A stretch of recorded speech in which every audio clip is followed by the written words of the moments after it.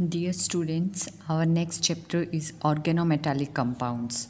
Organometallic compounds जैसे कि name ही suggest कर रहा है, ऑर्गेनो रिप्रेजेंट करता है ऑर्गेनिक ग्रुप को, मेटालिक मेटल्स को। ऑर्गेनोमेटालिक कंपाउंड्स है, ये बहुत इंपॉर्टेंट कंपाउंड्स है, मेजर रोल प्ले करते हैं ऑर्गेनिक केमिस्ट्री में और आपके अदर कॉम्पिटिटिव एग्ज़ाम्स के लिए भी काफ़ी इम्पॉर्टेंट टॉपिक है एंड वेरी इंटरेस्टिंग टॉपिक है। तो इसको आप ध्यान से पढ़ना। Organometallic compounds, organic part consist of organic part and metal atom, यानी कि ऑर्गेनोमेटालिक कंपाउंड्स वो कंपाउंड्स होते हैं जिसके अंदर एटलीस्ट कम से कम एक कार्बन मेटल बॉन्ड प्रेजेंट होता है, यानी कि जहाँ पे कार्बन और मेटल एटम के बीच में डायरेक्ट लिंकेज होती है। अगर हम रिप्रेजेंट करें इसको तो यहाँ पे किस तरीके से रिप्रेजेंट कर सकते हैं इसमें कि जहाँ पे कार्बन एंड मेटल एटम के बीच में डायरेक्ट लिंकेज होती है। इस केस में जो कार्बन वाला पार्ट है, ये ऑर्गेनिक पार्ट, ये अल्काइल ग्रुप भी हो सकता है, एल्किनाइल ग्रुप भी हो सकता है, अल्काइनाइल ग्रुप भी हो सकता है, अराइल ग्रुप भी हो सकता है, किसी भी तरह का ऑर्गेनिक पार्ट हो सकता है। और मेटल एटम है, यहाँ पे मेटल एटम आप हाईली जो ऑलरेडी होती है वो हाईली रिएक्टिव मेटल एटम होती है, like lithium, sodium, magnesium, potassium and zinc extra. इसमें जो कार्बन मेटल बॉन्ड है वो क्या होता है, थोड़ा पोलर कैरेक्टर का होता है। पोलर कैरेक्टर का किस वजह से होगा, क्योंकि मेटल एटम है वो किस नेचर के होते हैं, इलेक्ट्रोपॉजिटिव नेचर, यानी कि टेंडेंसी ऑफ रिपेल इलेक्ट्रॉन। जब ये बॉन्ड है कार्बन और मेटल के बीच में और metal atom electropositive, electron repel करने की टेंडेंसी है, तो इन बॉन्डेड इलेक्ट्रॉन को क्या करेगा, ये अपने से थोड़ा रिपेल करे रखेगा, जिसकी वजह से इस पे क्या रहेगा, डेल्टा पार्शियली पॉजिटिव चार्ज। और जब ये यहाँ मेटल एटम रिपेल करेगा तो इस बॉन्ड के इलेक्ट्रॉन किसके टुवार्ड्स अट्रैक्टेड रहेंगे, इस अल्काइल ग्रुप की, जिसकी वजह से जो कार्बन डायरेक्टली अटैच्ड होगा मेटल एटम पे उस पर क्या होगा, पार्शियल नेगेटिव चार्ज। तो ऐसे कोई भी कंपाउंड जहाँ पे ये परसेंट हो कार्बन और मेटल एटम के बीच में डायरेक्ट लिंकेज हो और वो कार्बन कंसिस्ट पार्ट ऑर्गेनिक, वो एल्किनाइल, अल्काइल, अल्काइनाइल, अराइल कोई भी तरह ऑर्गेनिक पार्ट हो, and metal atom highly reactive like lithium, sodium, magnesium, zinc and lead extra हो, तो उन कंपाउंड्स को, वो सभी कंपाउंड्स आते हैं ऑर्गेनोमेटालिक कंपाउंड्स की कैटेगरी में। तो यहाँ पे इलेक्ट्रोपॉजिटिव नेचर होने की वजह से मेटल एटम की जो ऑर्गेनोमेटालिक कंपाउंड्स में कार्बन मेटल बॉन्ड होता है वो पार्शियली पोलर कैरेक्टर का होता है। और ये कितना पोलर कैरेक्टर का होगा वो डिपेंड करता है इस मेटल एटम की इलेक्ट्रोपॉजिटिविटी पे। ये मेटल एटम जितना ज़्यादा इलेक्ट्रोपॉजिटिव होगा वहाँ पे जो ये बॉन्डेड इलेक्ट्रॉन है उनका डिस्ट्रीब्यूशन है उतना ही इसके डिफरेंट होगा। जैसे जितना हाईली इलेक्ट्रोपॉजिटिव होगा वो उतना ज़्यादा रिपेल करेगा इन इलेक्ट्रॉन को कार्बन की तरफ, तो यहाँ पे उतना ही इंटेंसिटी का पॉजिटिव चार्ज और उतनी हाई इंटेंसिटी का इस पर नेगेटिव चार्ज। तो more the electropositive the metal atom, more the polar character of the carbon metal bond in organometallic compound. For example, अगर आपको ऑर्डर देखना हो तो कंपैरिजन करते हैं हम हमेशा, कार्बन और पोटेशियम बॉन्ड है वो ज़्यादा पोलर होगा, उसके बाद आएगा carbon and sodium, after that carbon and lithium and carbon magnesium. अगर आप ये कैरेक्टर इलेक्ट्रोपॉजिटिव कैसे देखोगे मेटल एटम का, अगर हम पीरियोडिक टेबल में देखते हैं, पीरियोडिक टेबल में अलोंग हॉरिजॉन्टली जब हम मूव करते हैं तो इलेक्ट्रोनेगेटिव कैरेक्टर है वो इंक्रीज होता है, और along a period along A group अगर डाउन द ग्रुप जाते हैं तो इलेक्ट्रोपॉजिटिव कैरेक्टर है वो इंक्रीज होता है। उसी बेसिस पे आप इलेक्ट्रोपॉजिटिविटी मेटल एटम की कंपेयर कर सकते हो कि कौन ज़्यादा इलेक्ट्रोपॉजिटिव है और कौन लेस। फॉर एग्जाम्पल जैसे लिथियम, सोडियम एंड पोटेशियम है, फर्स्ट ग्रुप है सबसे पहला lithium, sodium, potassium, down the group electropositive character है वो इंक्रीज होता जा रहा है, यानी कि लिथियम, सोडियम, पोटेशियम में सबसे ज़्यादा इलेक्ट्रोपॉजिटिव है पोटेशियम, उसके बाद सोडियम और उसके बाद लिथियम।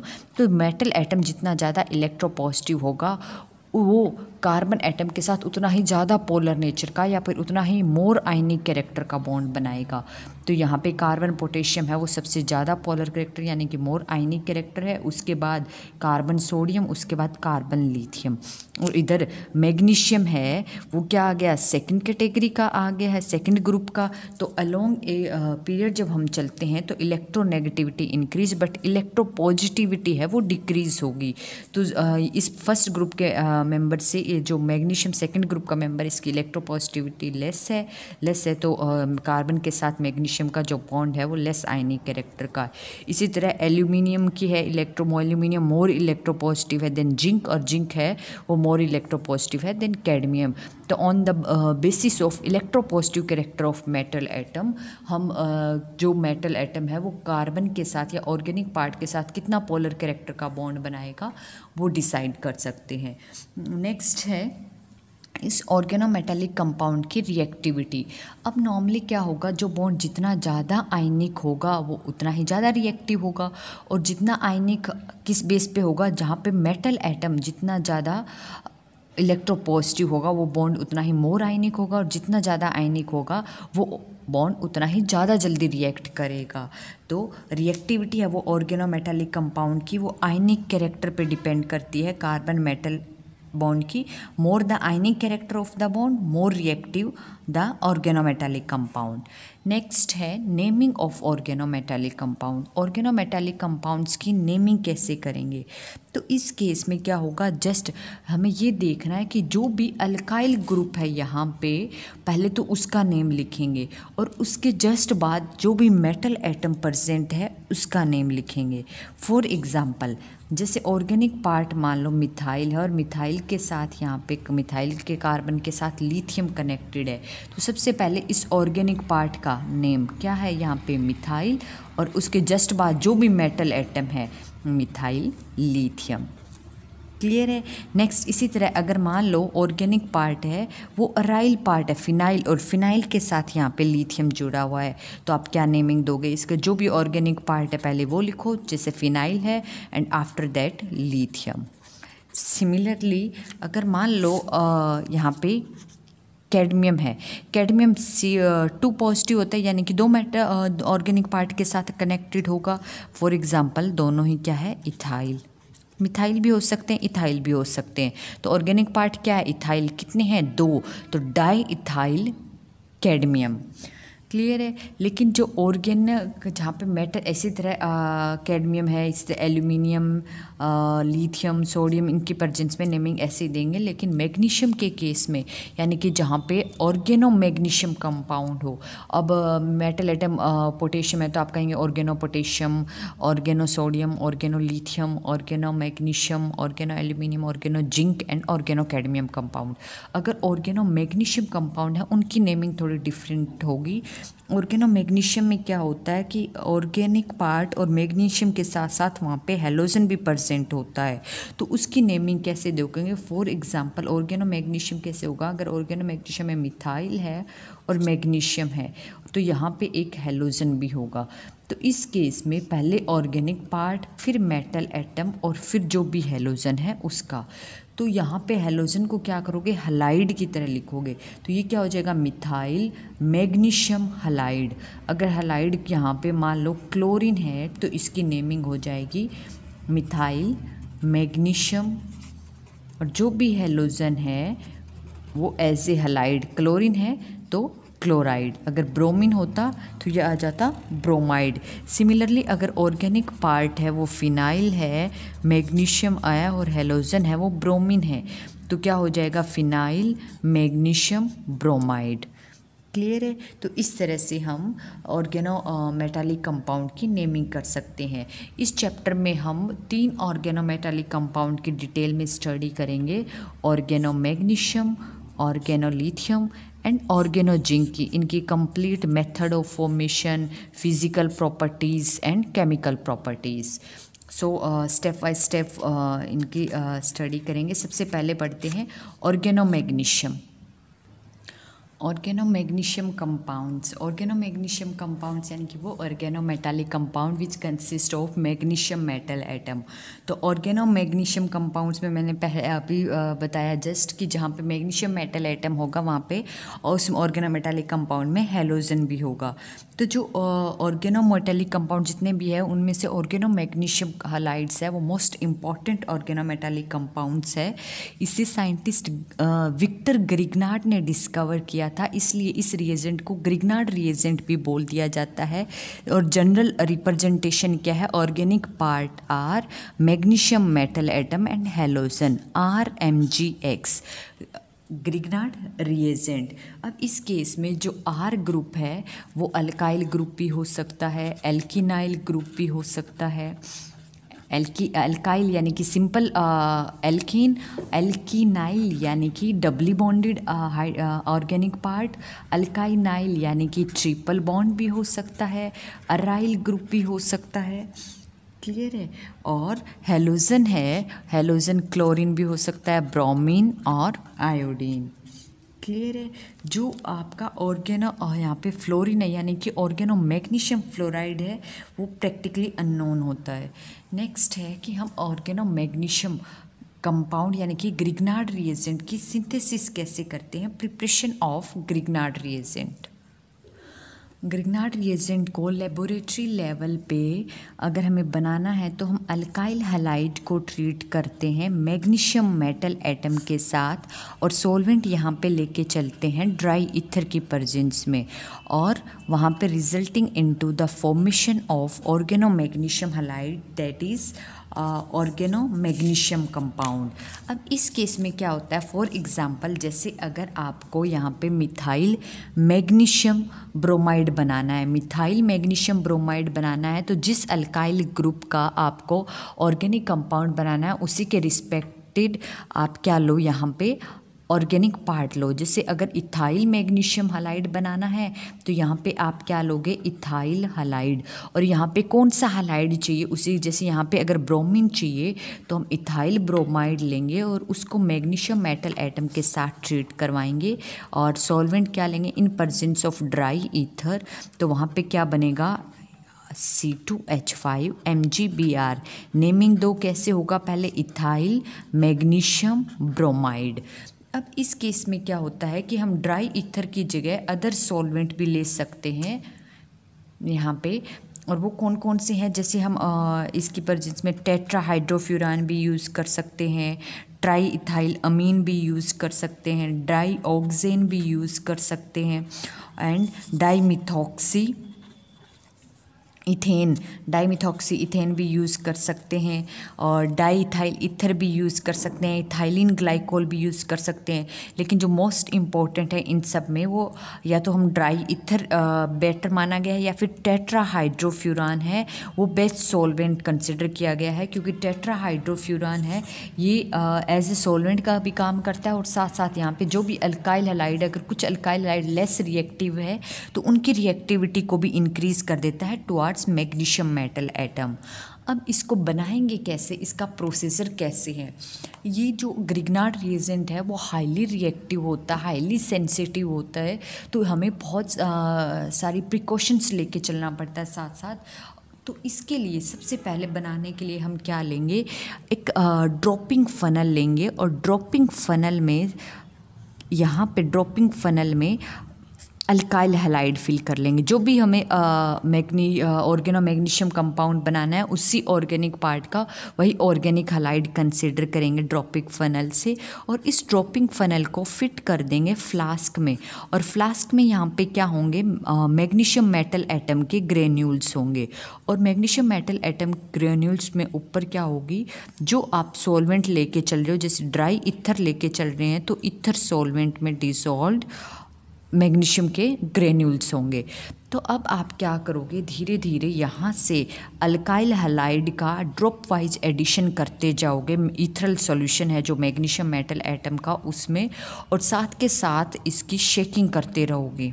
कंटिन्यूसली। तो आप ये देखोगे धीरे धीरे कुछ टाइम बाद कि जो मैग्नीशियम मेटल एटम के ग्रेन्यूल्स है वो डिसअपियर हो रहे हैं, और डिसअपियर होते होते एक क्लाउडी सॉल्यूशन बन रहा है। और वही क्लाउडी जब मैग्नीशियम मेटल एटम डिसअपियर हो रहा है उसके ग्रेन्यूल्स, तो इसका मतलब वो रिएक्ट कर रहा है अल्काइल हैलाइड के साथ, और रिएक्ट करके क्या बना रहा है, ऑर्गेनो मैग्नीशियम हैलाइड। और वही जो क्लाउडी सॉल्यूशन है, एक तरह से वही क्लाउडी सॉल्यूशन क्या है, ग्रिग्नार्ड रिएजेंट है। और इस ग्रिग्नार्ड रिएजेंट को हम इसी सॉल्यूशन में रखेंगे, और एज इट इज़ इस इथरल सॉल्यूशन को ही, जहाँ पे भी हमें ग्रिग्नार्ड रिएजेंट की ज़रूरत पड़ेगी तो हम डायरेक्ट इस इथरल सॉल्यूशन को यूज़ करेंगे, क्योंकि ये क्या इथर है और इसके अंदर alkyl halide magnesium metal atom के साथ रिएक्ट करके क्या बना रहा है, ग्रिग्नार्ड रिएजेंट RMgX। अब इसके अंदर क्या है, कुछ प्रिकॉशंस लेके चलना पड़ता है, इम्पॉर्टेंट प्रिकॉशंस जो है, मोस्ट इम्पॉर्टेंट प्रिकॉशंस क्या है कि जो भी हम अपरेटस यूज़ कर रहे हैं यहाँ पे, जैसे अल्काइल हैलाइड आपने किसी भी अपरेटस से डाला है, इसके अंदर सेपरेटिंग फनल में, ड्रॉपिंग फनल में, फ्लास्क यूज़ कर रहे हो, तो सारे अपरेटस है वो बिल्कुल ड्राई और मॉइस्चर प्रूफ होने चाहिए। सेकंड क्या है कि जितने भी रिएक्टेंट यूज़ कर रहे हो, जैसे अल्काइल हैलाइड ले रहे हो, ईथर ले रहे हो या मैग्नीशियम ले रहे हो, सारे के सारे अल्कोहल फ्री होने चाहिए, अब्सोल्युटली ड्राई और प्योर होने चाहिए। और जो सॉल्वेंट लेके चल रहे हो जैसे ईथर, वो भी अल्कोहल से फ्री होना चाहिए, कोई भी प्रोटिक सॉल्वेंट है उससे फ्री होना चाहिए। नेक्स्ट है कि जब आप बना रहे हो ये मैग्नीशियम, तो जो इन्वायरमेंट है, पर्टिकुलर इन्वायरमेंट में नहीं बना, हमारे इन्वायरमेंट में क्या है, कार्बन डाइऑक्साइड है, ऑक्सीजन है, तो जो इन्वायरमेंट में बना रहे हो वो इन्वायरमेंट है वो नाइट्रोजन का इन्वायरमेंट होना चाहिए, जबकि ऑक्सीजन का नहीं होना चाहिए, यानी कि environment free from oxygen and carbon dioxide होना चाहिए। और जब कार्बन डाइऑक्साइड और ऑक्सीजन से फ्री होना चाहिए तो क्या होगा, हम नाइट्रोजन का इन्वायरमेंट लेके करेंगे और उसके अंदर बनाएंगे। अब इस केस में ऐसा क्यों है, हमें इतनी कंडीशन क्यों लेके चलनी पड़ रही है, क्योंकि ग्रिग्नार्ड रिएजेंट है जैसे जैसे बनेगा हाईली सेंसिटिव है, ऑक्सीजन के साथ भी रिएक्ट कर जाता है, कार्बन डाइऑक्साइड के साथ भी रिएक्ट कर जाता है, इवन अल्कोहल के साथ रिएक्ट, इवन वाटर के साथ भी रिएक्ट कर जाता है। तो इसलिए हम जितनी भी कंडीशन लेके चल रहे हैं कि ड्राई होनी चाहिए, इवन मॉइस्चर भी नहीं होना चाहिए वहाँ पे।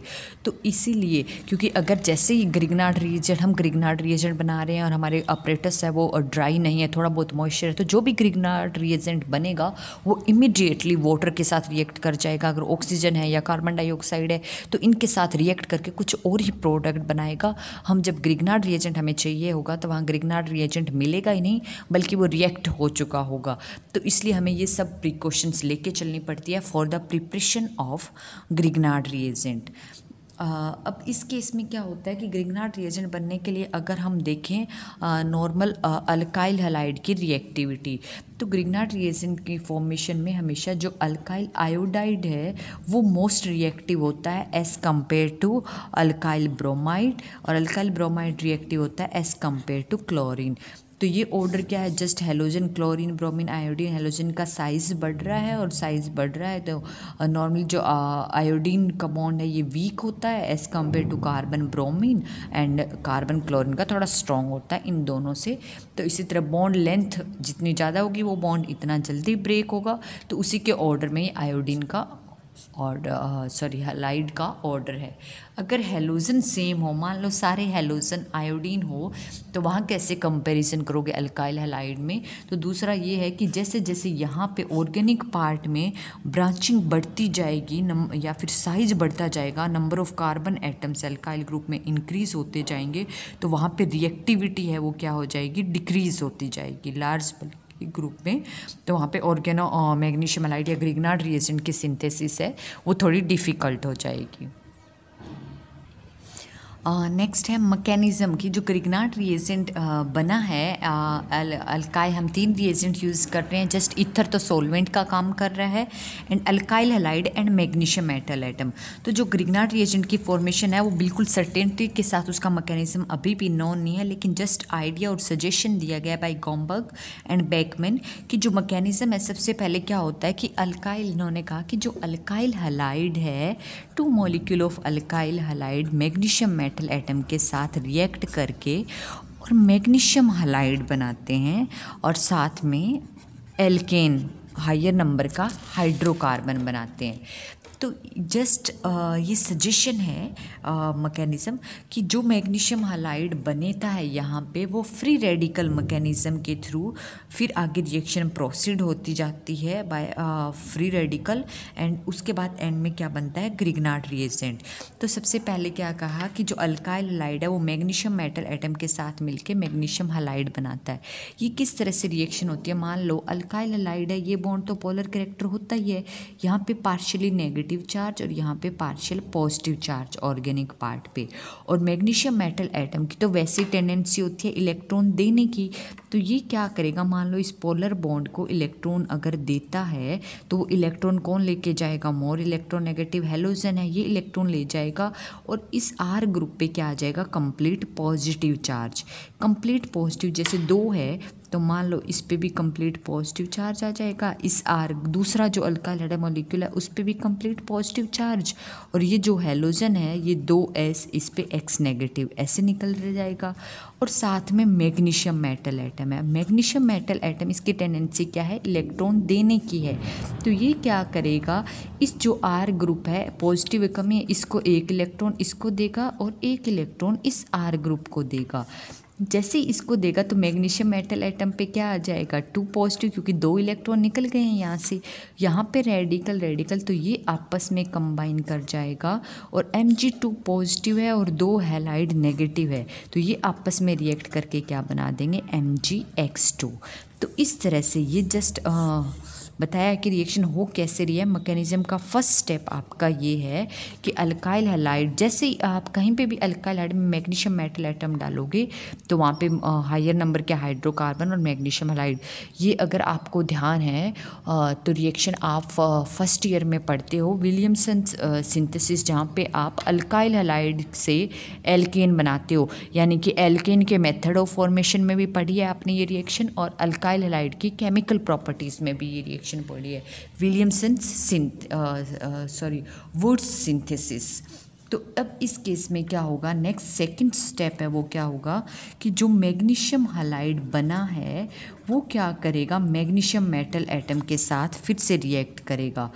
मैग्नीशियम मेटल की फिर से क्या इलेक्ट्रॉन देने की टेंडेंसी, ये अपने इलेक्ट्रॉन इसको दे के क्या बना देगा, 2mgx, और इस पे क्या आ जाएगा, एक रेडिकल, फ्री रेडिकल। अब जो फ्री रेडिकल बने हैं मैग्नीशियम हालाइड फ्री रेडिकल 2 बने हैं, थर्ड स्टेप में क्या होगा, ये जो मैग्नीशियम हालाइड है ये अल्काइल हैलाइड के साथ रिएक्ट करेगा। एक बार रिएक्शन मिक्सचर में कहीं पे भी फ्री रेडिकल जनरेट हो गया तो रिएक्शन है वो चेन इनिशिएट हो जाती है और फिर आगे चेन प्रोपेगेशन, चेन आगे से आगे बढ़ती जाएगी। ये क्या करेगा, अब इस बॉन्ड को होमोलिटिकली क्लीव करेगा और होमोलिटिकली क्लीव करते ही क्या बना देगा, अल्काइल ऑर्गेनिक पार्ट का रेडिकल, और मैग्नीशियम हालाइड है डायहालाइड वो फिर से जनरेट हो गया।